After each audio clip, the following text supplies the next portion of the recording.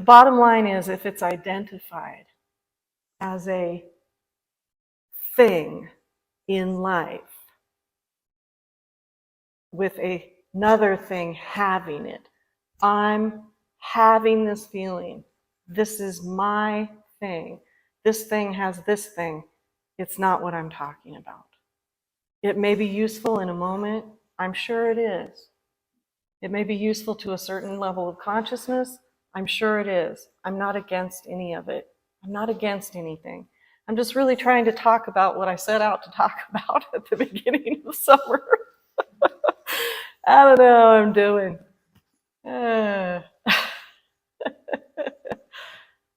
It's just not what I'm speaking of. I'm speaking of a loss of that perception, and you can't get it back if you wanted to. It's not there.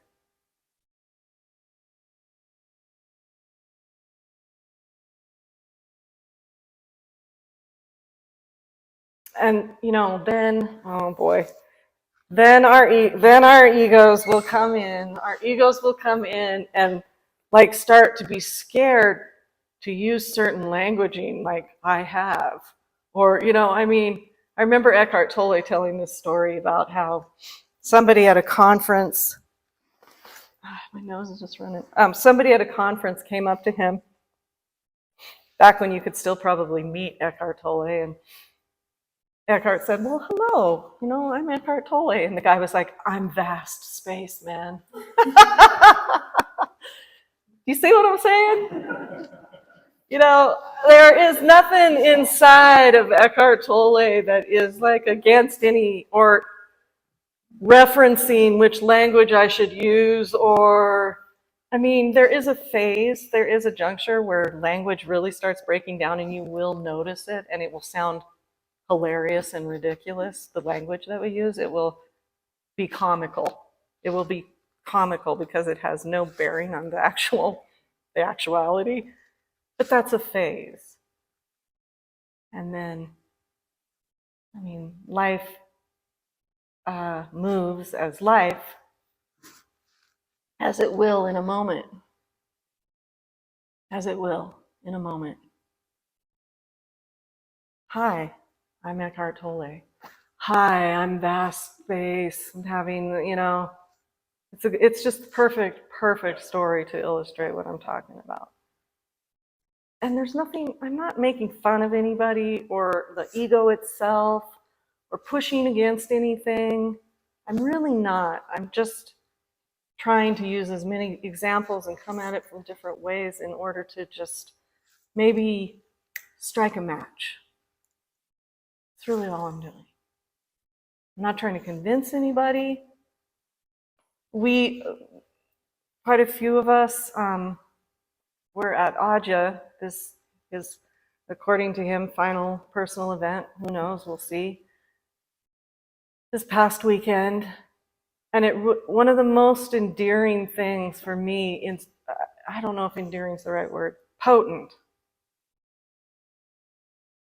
was he said, and he made a point of saying, and he kind of went in depth into it, that he speaks from direct experience, and that is the gift of this lineage. That's what this lineage is. That's what this lineage is. It's about direct experience. It doesn't have to match anybody's. It isn't trying to convince anybody with a set of dogma or ideas or anything else.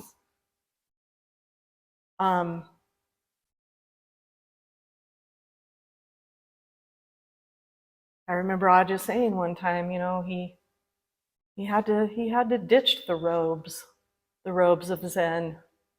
Not that he was against Zen. He quotes it, and it's obvious in his body, in what he says, the gift of it, the gift of Zen. But in the end, it was too limited. And even his teacher recognized that.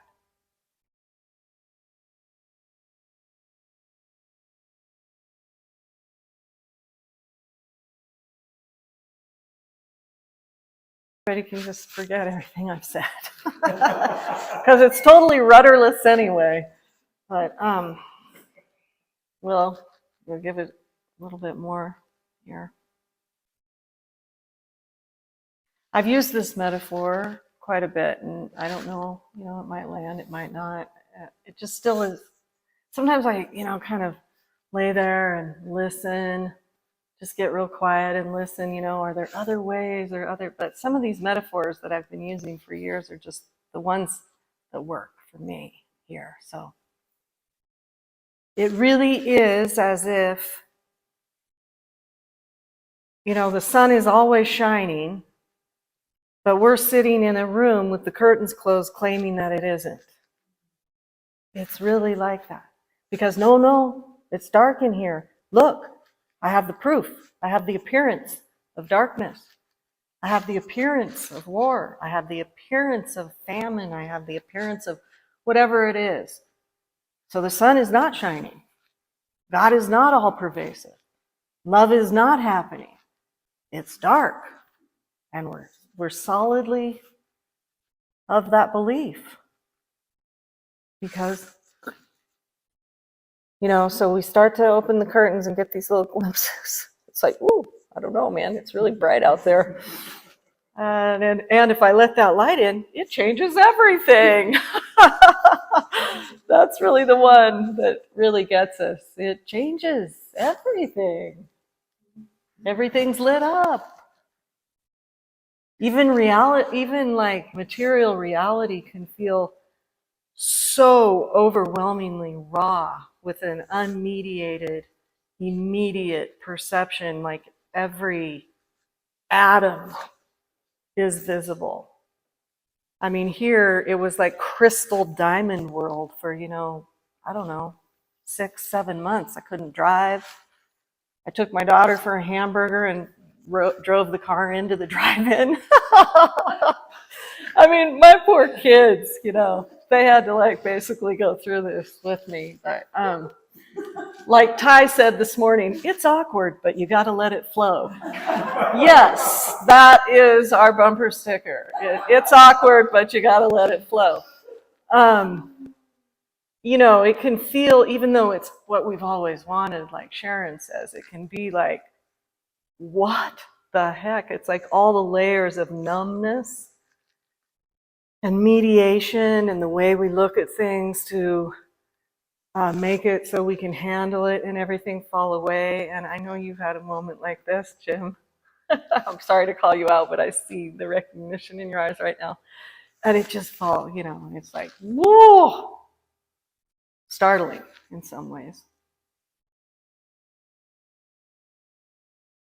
So the sun is shining. Let's just stick with this metaphor for a minute.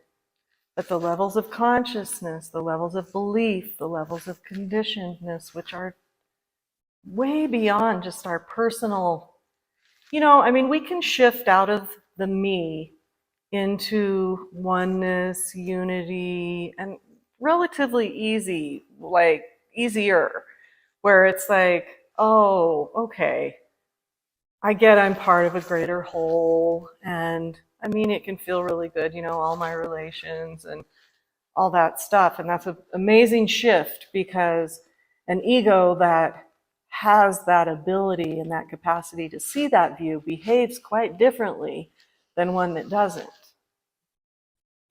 So that shift is awesome.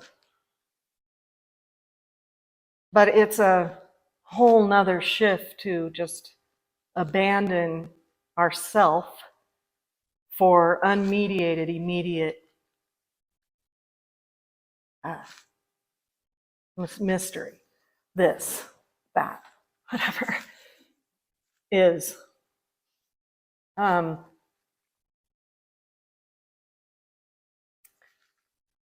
where I'm trying to go with this is the potential of that shift. And this is what I mean by this is the leading edge of the unfolding here. No selfhood referencing as a person in the center of everything fell out, probably, I lose track of time, but maybe 15, 17 years ago. I started getting, I don't know. And the phases of emptiness have, continued to unfold. And now the leading edge here is the potential, the power. I started coming into the word power a couple, 3 maybe years ago, like naturally arising in the stillness, power. You know, and Dr. Hawkins wrote a book, a very famous book called Power versus Force. And I'm very well familiar with that book. I've read it, you know, I don't know, 100 times. So it was kind of like, but power is a word that we sometimes steer clear of because of the misuse through dogma and religions and organizations, and that I'm the raw power of the sun shining, just shiningness that is. Curtains wide open, no limitations, meaning no conditionedness here to here to here. Well, it matters how we see it, right? The beliefs shape the appearance, shape reality, shape the reflection. If the curtains are sheer red curtains, the sun is shining, it's shining. God is, love is, creator is, whatever you want to say. But it's formed through a conditioned mind, body, heart into this, that, the other. Something's definitely more useful and less violent than others. But nevertheless, it's formed through a reflective mind, through consciousness, human beingness, not human personhood, human beingness, like red rose beingness, blue sky beingness, pine tree beingness, Mowgli beingness. Mowgli's a dog in the room. Just making that available for the recording.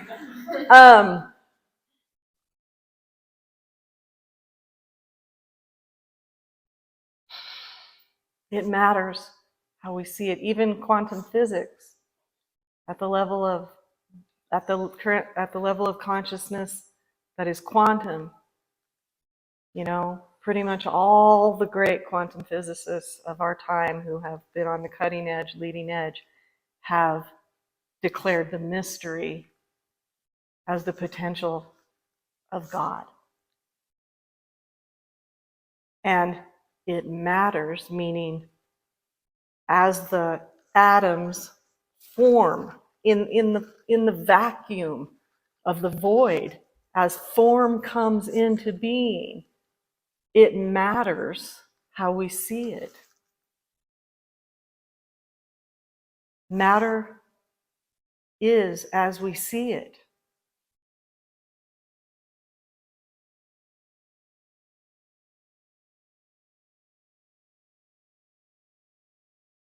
And this is the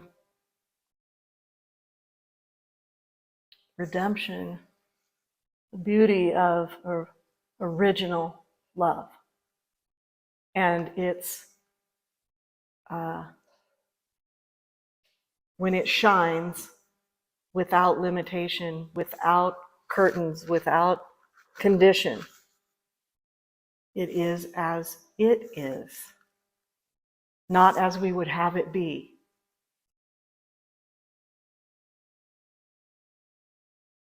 It is as it is, naturally, like water being wet.